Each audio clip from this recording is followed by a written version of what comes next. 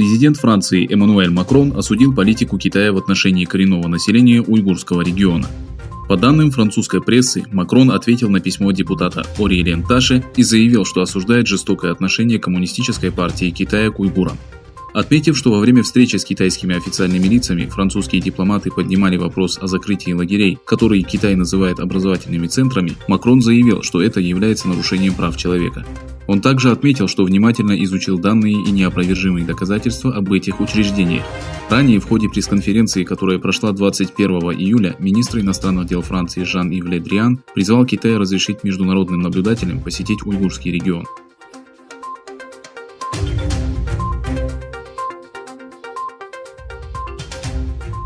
В прошлое воскресенье на программе «Видение» телеканала Акит ТВ, ведущим которой является Халис Оздемир, были освещены преступления коммунистической партии Китая в отношении уйгуров и других тюрков. В программе, которая прошла в формате видеоконференции, принял участие председатель Всемирного уйгурского конгресса Долкун Иса, генеральный секретарь фонда «Восточный Туркестан» Абдулла Огуз и родственники жертв преследований Китая.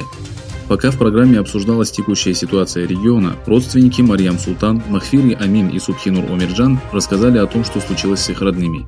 В ходе программы были рассмотрены вопросы концентрационных лагерей, созданных Китаем под названием так называемого профессионального обучения и геноцида уйгурского народа.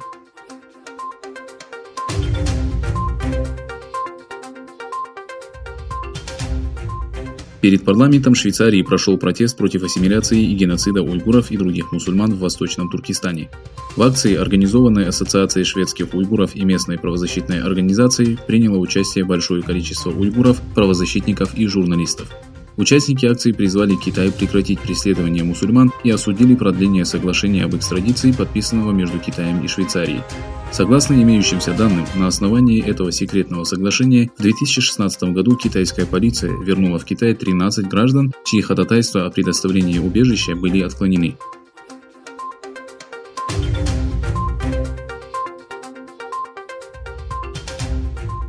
Китай приостановил продление пресс-карточек некоторых журналистов, работающих в американских СМИ, из-за визового ограничения, введенного США в отношении китайских журналистов.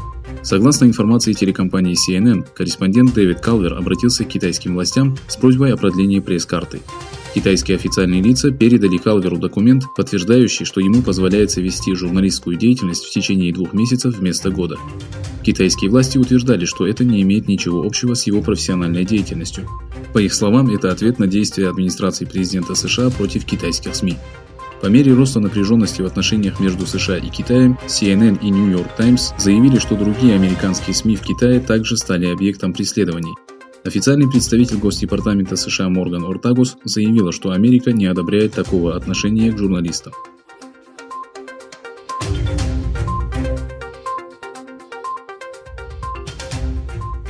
В Минске была похищена лидер белорусской оппозиции Мария Колесникова. Местные СМИ сообщили, что люди в масках, одетые в штатское, схватили Колесникову и затолкали ее в темный микроавтобус.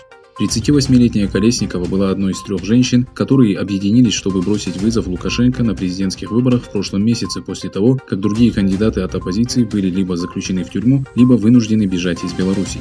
На президентских выборах 9 августа победил Александр Лукашенко, правивший страной с 1994 года и известный как последний диктатор Европы. Оппозиция не приняла результат и призвала народ к протестам. В свою очередь Лукашенко опроверг обвинения и заявил, что не покинет свой пост.